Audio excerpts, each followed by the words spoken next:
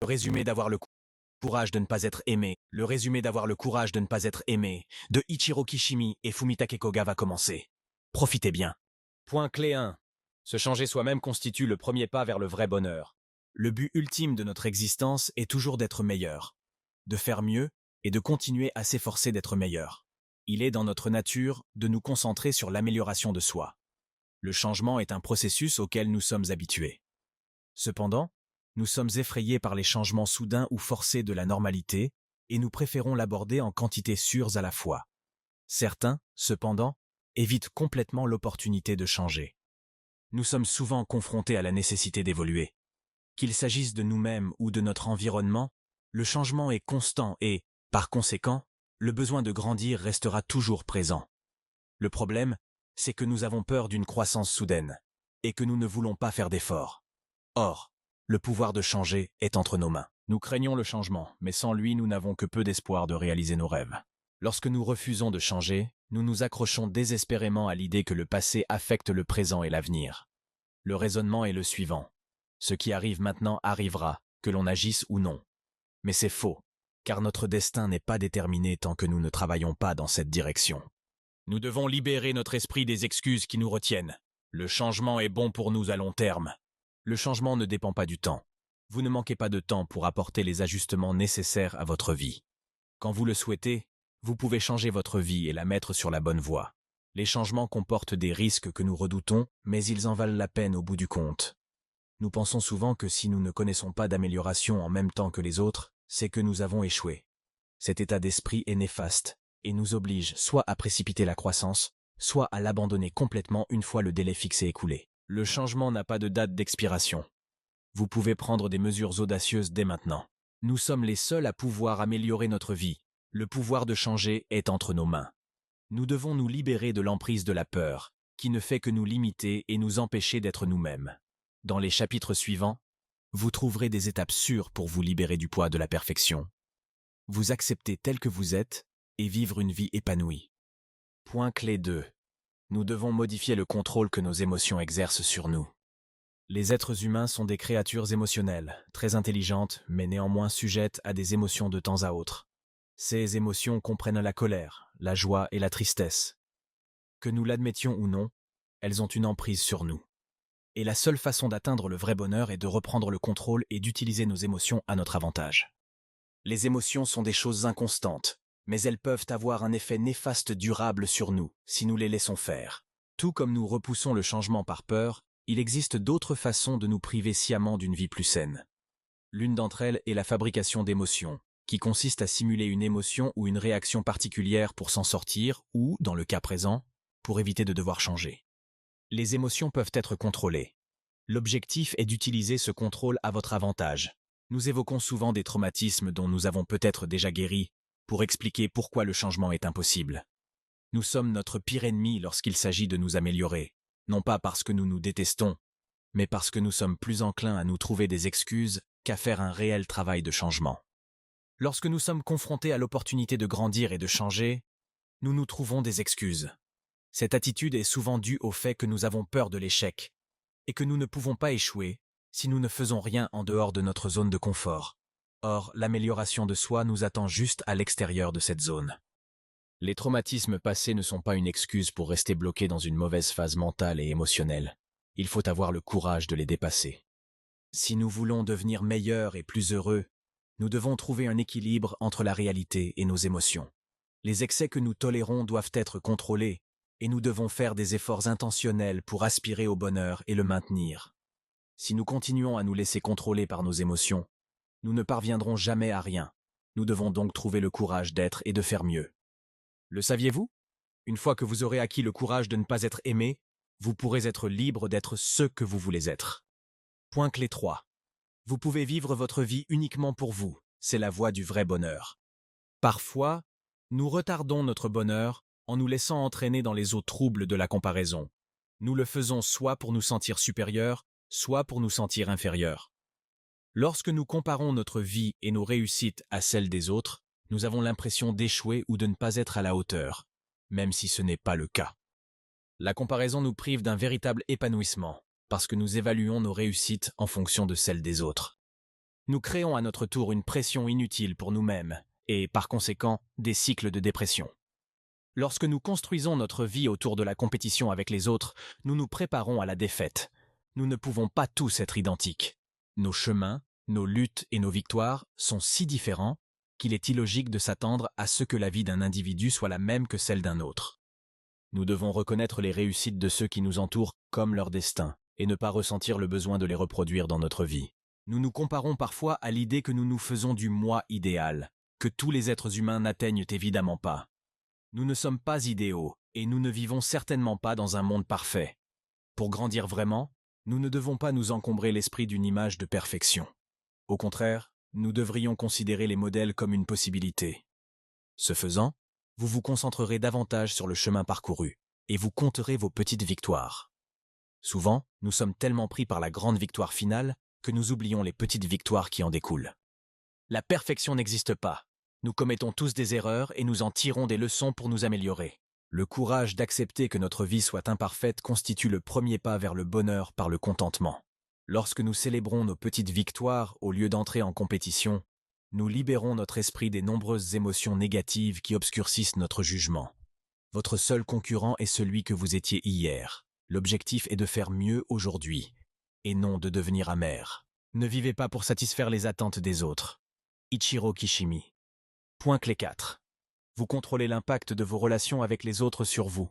En tant que créatures sociales, nous avons ce besoin inhérent d'être vus, c'est-à-dire d'être reconnus. Mais de nombreuses personnes s'y prennent souvent mal, sacrifiant par inadvertance leur propre identité à la reconnaissance des autres. Une vie centrée sur la reconnaissance des autres est lourdement chargée d'attentes multiples, auxquelles nous ne répondrons peut-être jamais. N'essayez pas de vous fondre dans la masse, vous avez votre voie à suivre, vivez-la pleinement. Lorsque nous établissons ces liens, nous devons veiller à ne pas trop nous préoccuper des jugements que les autres porteront sur nous. En d'autres termes, vous devez avoir le courage de ne pas être aimé. Si vous vous faites de nouveaux amis, ils doivent connaître le vrai vous, et non une version de vous conforme à leurs normes acceptables. Les meilleures relations sont celles qui reposent sur l'authenticité du caractère. Il serait bon que vous trouviez le courage de vous démarquer, d'être original. Ne laissez personne vous imposer des normes qui ne sont pas les vôtres. Lorsque vous vous préoccupez davantage de l'opinion de vos amis, vous commencez à perdre de vue qui vous êtes et à vous attacher à devenir eux. Vous devez réaliser que vous avez autant d'enjeux dans vos différentes relations que les autres en ont dans les leurs. C'est vous qui décidez de vivre pour vous-même. Arrêtez d'essayer de plaire aux personnes avec lesquelles vous êtes en relation parce que vous avez peur de les perdre. Une fois que vous vous êtes libéré de ce poids de l'attente et de l'acceptation, vous ouvrez la porte à une dynamique relationnelle appropriée, dans laquelle vous pouvez vous offrir dans votre capacité la plus totale, pure et avec sincérité. Veillez à ne placer personne au-dessus ou en dessous de vous. Traitez tout le monde sur un pied d'égalité dans votre communication et votre attitude. Point clé 5. Une relation interpersonnelle saine est essentielle pour créer une vie saine. Les relations interpersonnelles sont tout simplement les relations que nous entretenons avec d'autres personnes, collègues, amis et famille. Elles constituent le fondement de notre existence, que nous l'admettions ou non. Sans ces relations, nous perdrions le contact avec la réalité et vivrions une vie relativement vide. Mais pourquoi nouons-nous ces relations et comment ceux qui ne l'ont pas encore fait peuvent-ils le faire? Les êtres humains, de par leur conception, ont besoin de relations interpersonnelles et en créent.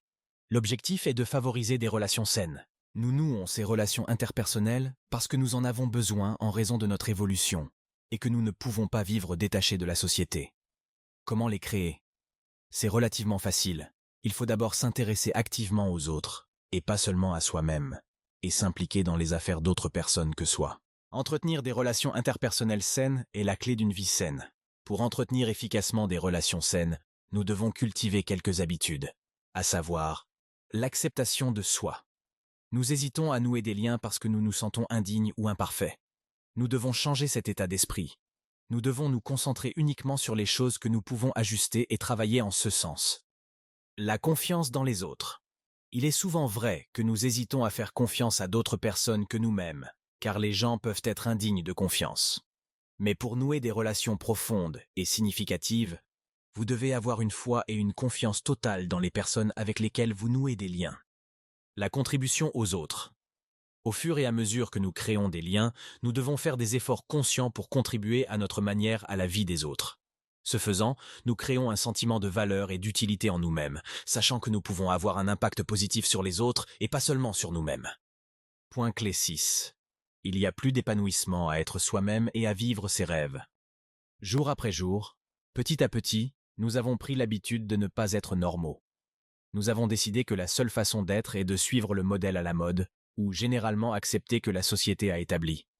Cela a créé une génération de drones sans visage, qui s'efforcent tous de copier le décor. Cette notion a créé un environnement dur et toxique pour tous ceux qui choisissent de vivre selon les règles qui les mettent le plus à l'aise. Nous ne devons pas laisser les opinions des gens façonner notre identité et notre mode de vie. Dans un tel monde, il faut beaucoup de courage pour être soi-même. Lorsqu'il y a tant de jugements qui attendent ceux qui osent vivre en dehors des limites de ces normes, il y aura une pénurie de personnes authentiques. Normalement, cette pression pour être quelqu'un que l'on n'est pas ne devrait pas avoir d'incidence. Mais nous n'avons pas réussi à nous accepter tels que nous sommes. Nous devons être courageux, nous rebeller contre les modèles établis et créer nos propres niches. Nous devons nous arrêter et apprécier la vie telle qu'elle est, et ne chercher à l'améliorer que là où c'est nécessaire. Si vous vous êtes fixé des objectifs, poursuivez-les, mais ne vous attendez pas à ce qu'ils soient tous atteints. Si vous continuez à accorder trop d'importance aux objectifs que vous vous êtes fixés, vous vous exposez à être malheureux. Nous vivons dans le présent, et nous vivons pour l'avenir. Nous ne devons pas perdre de vue le présent à la recherche du futur. Nous devons être fiers de l'ici et du maintenant, du présent. Nous pouvons viser un objectif, mais nous devons apprécier les petits cadeaux que la vie nous offre en attendant. Sans cela, nous risquons de perdre de vue l'essentiel. L'objectif est important, mais le chemin qui y mène l'est tout autant. Si nous sommes trop concentrés sur l'avenir, nous risquons de ne jamais vivre le moment présent. La clé d'une vie saine est de se laisser vivre pleinement les étapes de la vie, le passé, le présent et l'avenir. Votre malheur ne peut être imputé à votre passé ou à votre environnement, et ce n'est pas que vous manquiez de compétences. Vous manquez simplement de courage. On pourrait dire que vous manquez de courage pour être heureux. Ichiro Kishimi. Conclusion du résumé. Se comprendre soi-même est la première étape pour devenir un meilleur individu. Lorsque vous vous connaissez, vous pouvez prendre les mesures nécessaires pour améliorer votre vie. Nous ne devons pas envisager le changement avec tant de crainte. Il peut être bon de s'y ouvrir. En essayant de nous changer nous-mêmes, nous devons également nous rappeler de changer notre façon de réagir et le contrôle que nos émotions exercent sur nous. Elles peuvent entraver une grande partie de notre croissance potentielle. En maîtrisant vos émotions, vous pourrez vous libérer de la pression que vous subissez lorsque vous laissez les autres décider de votre vie. Il serait préférable que vous appreniez à vivre pour vous-même. Il est essentiel de savoir prendre ses distances par rapport aux opinions des autres, car cela permet d'entretenir des relations plus saines avec les autres à long terme. Vous devez vous rendre compte que vous êtes unique et, en tant que tel, vous devez agir en conséquence. Refusez d'être mis en cage ou classé.